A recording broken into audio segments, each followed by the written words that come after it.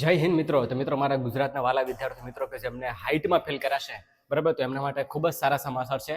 બરાબર, તો એમાં શું આપણે જોવાના છે? હાઇટમાં ફેલ થયા એ પણ પાસ કઈ રીતના થવાશે કહું છું તમને.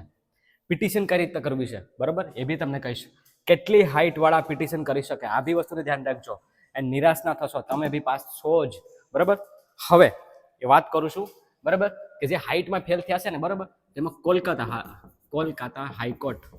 કોલકાતા હાઈકોર્ટે બરાબર ચુકાદો એવો આપ્યો છે કે જે બી વિદ્યાર્થીઓની 169.5 કે 5થી ઉપર હોય હાઈટ, બરાબર, એ બધાને પાસ કરવામાં આવે, એટલે કે એને ફિઝિકલ પાસ કરવામાં આવે, એને કન્સિડર 170 માં જ કરવામાં આવે.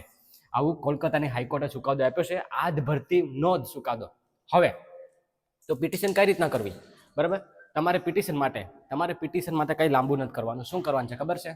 કે તમારે અમદાવાદ જવાનું છે. ક્યાં જવાનું છે? અમદાવાદ. બરાબર, અમદાવાદ જવાનું છે અને ત્યાં તમારે પિટિશન નાખવાનું છે અમદાવાદ હાઈકોર્ટમાં જઈ. બરાબર, અને શું કરવાનું છે ખબર છે? વકીલ જે બી આપણા ગુજરાતના 8 વિદ્યાર્થીઓએ પિટિશન નાખી છે, એમાંનો એક વિદ્યાર્થીનો નંબર હું તમને આપી દઈશ. એ નંબરમાં એમને વાત કરી લેજો.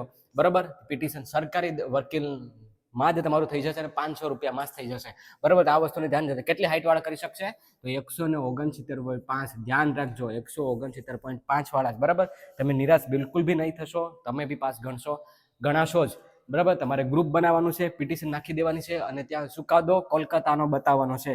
કોલકાતા હાઈકોર્ટે ચુકાદો આપ્યો છે કે 169.5 કે એનાથી વધારે વિદ્યાર્થીઓ પાસમાં જ ગણતરી થશે. તો મિત્રો, તમારા માટે આ વસ્તુ છે, ધ્યાન રાખજો. જે બી વિદ્યાર્થી મિત્રો પાસ થયા છે, બરાબર, પ્લીઝ હું કે સાથ સપોર્ટ આપજો ને જે ફેલ થયા છે એ ધ્યાન રાખજો. આ વસ્તુને ધ્યાન રાખીને કરશો ને તો તમે થઈ જશે. બરાબર, તમારી જાગૃતતા માટે કહું છું. જે બી વિદ્યાર્થીઓ ગયા છે ને મને કીધું છે, તો મારું ફર્જ બને છે કે જેટલા બી વિદ્યાર્થીઓ આપણા જોડે જોડાયેલા છે એને જાગૃત કરવાનું. બરાબર, તો હવે તમારા ઉપર છે. બરાબર, નંબર હું આપી દઈશ, એમાં વાત કરી લેજો અને વહેલી તકે સંપર્ક કરી લેજો. બરાબર, તો મળીએ પાછા નેક્સ્ટ વિડીયોમાં. ત્યાં સુધી કંઈ પણ બીજું હોય તો કમેન્ટ સેક્શન જરૂરથી કરજો.